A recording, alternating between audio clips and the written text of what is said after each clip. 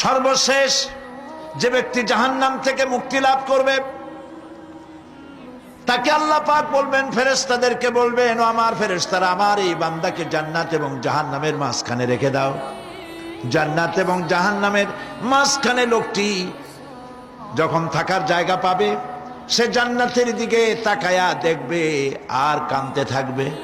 আল্লাহ পাক জিজ্ঞেস করবেন, বান্দারে, যুগের পর যুগ ধরে জাহান্নামে কেঁদেছ, আমি রব্বুল আলামিন জাহান্নাম মাফ করে দিয়া জান্নাত জাহান্নামের মাঝখানে রেখে দিয়েছি, আযাব থেকে তো বেঁচে গেছো, এখন কান্দো কেন? লোকটি বলবে, রব্বুল আলামিন কান্দি এই কারণে, জাহান্নাম থেকে মাফ করেছো, তোমার শুকরিয়া আদায় করি। জান্নাত তো আমার কপালে নাই, কিসমতে নাই, কিন্তু জান্নাত আমি এখান থেকে দেখতে পাচ্ছি, জান্নাতের সুঘ্রাণ আমার নাকে আসতেছে, কপালে নাই যাওয়ার। আমি কাঁদি এই জন্য, তুমি যদি মেহেরবানি করে আমাকে জান্নাতের দরজার কাছে একটু দাঁড় করায় দিতা, প্রাণ ভরে তোমার জান্নাতের দৃশ্যটা একটু দেখতাম। আল্লাহ পাক তার আরজি পূরণ করবেন, বলবেন যাও, ফেরেশতাদের বলবেন এর জান্নাতের দরজার কাছে দাঁড় করায় দাও। জান্নাতের দরজার কাছে দাঁড়িয়ে লোকটি আবার কান্না শুরু করবে।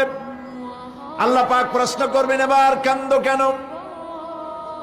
লোকটি বলবে, রব্বুল আলামিন কান্দি এই কারণে, জান্নাতের এই দরজায় দাঁড়ায়া জান্নাতের অফুরন্ত নেয়ামত কিছুই ভালো করে দেখা যায় না, শুধু অল্প জায়গা দেখি। যদি তুমি আমারে দয়া করে জান্নাতের মাঝখানে দাঁড় করায় দিতা, চতুর্দিকে তাকায়া তাকায়া দেখা কলিজারে ঠান্ডা বানাইতাম। তবে আমি ওয়াদা করি, জান্নাতের কোন নাজ নেয়ামত, কোন ফল আমি খাবো না, ধরবো না, ছুঁইব না। একটুখানি মেহেরবানি করে মাঝখানে দাঁড় করাইয়া দাও, জান্নারে ঠান্ডা করি। আল্লাহ রব্বুল আলামিন ফেরেশতাদের বলবেন, আমার এই বান্দারে জান্নাতের মাঝখানে দাঁড় করাইয়া দে। আল্লাহর নবী বলেন, জান্নাতের মাঝখানে দাঁড়িয়ে লোকটি আগের চাইতে আরো জোরে চিৎকার মেরে কাঁদতে থাকবে। আল্লাহ পাক বলবেন, বান্দারে কি হলো তোর? দরজার কাছে আসতে চাইছিলে, আইনা দিলাম।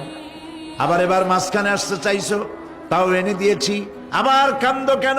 লোকটি বলবে, রব্বুল আলামিন এবার কান্দি এই জন্যে, তুমি যখন দয়া করে একটিবার জান্নাতের মাঝখানে এনে আমাকে দাঁড় করায় দিয়েছো, তুমি রহমান রহিম গফুরুর রহিম, এই জান্নাত থেকে আবার আর বাইর করে দিও না। আল্লাহ রাব্বুল আলামিন বলবেন, ও আমার বান্দারে, আমার এই জান্নাত তোর খুব পছন্দ হয়েছে নাকি? লোকটি বলবে, রব্বুল আলামিন কলিজা ঠান্ডা হয়ে গেছে, ভাবতেও পারি না এই জান্নাত এত সুন্দর।